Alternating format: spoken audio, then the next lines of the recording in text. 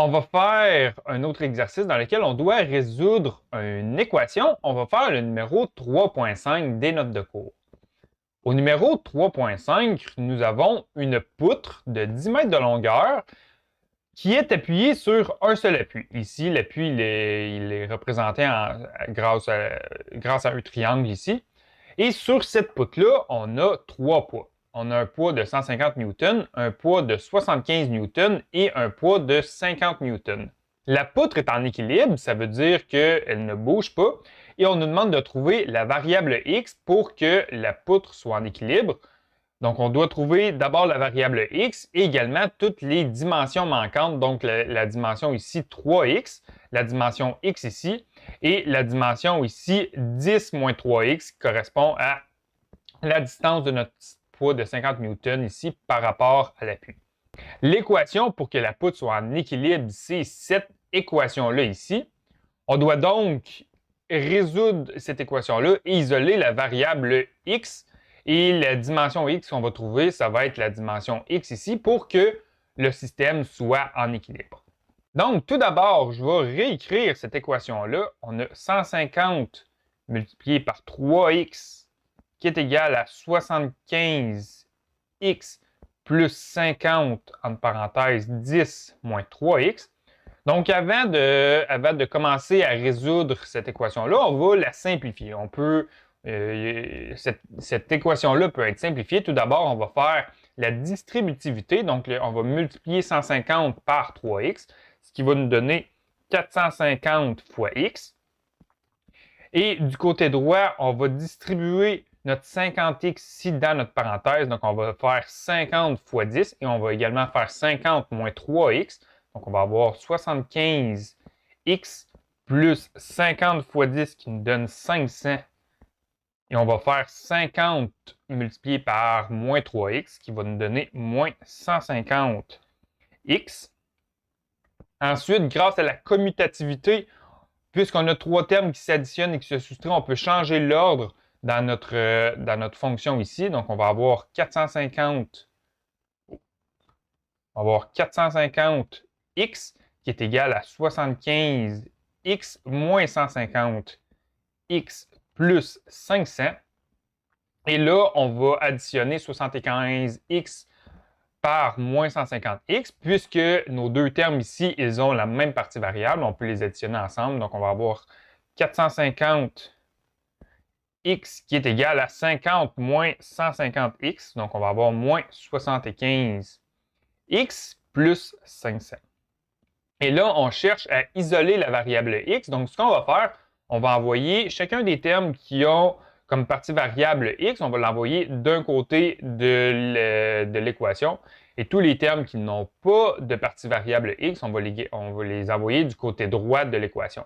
Donc, si on a le terme moins 75x, dont la partie variable est x, on va l'envoyer du côté gauche. Donc, ce qu'on va faire plus 75x.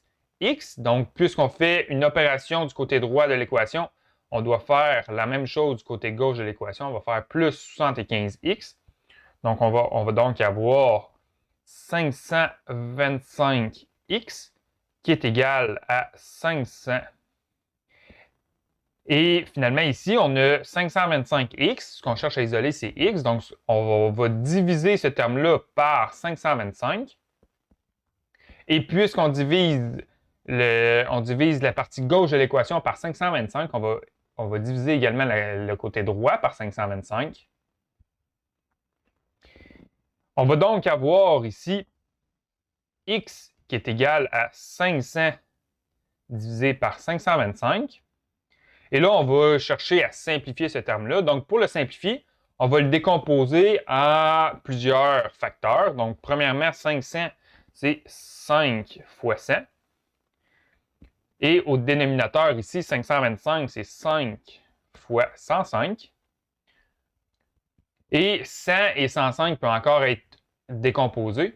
On va avoir au numérateur 5 fois 5 fois 20 divisé par 5 fois 5 fois 21. Donc ici, on a le terme 5.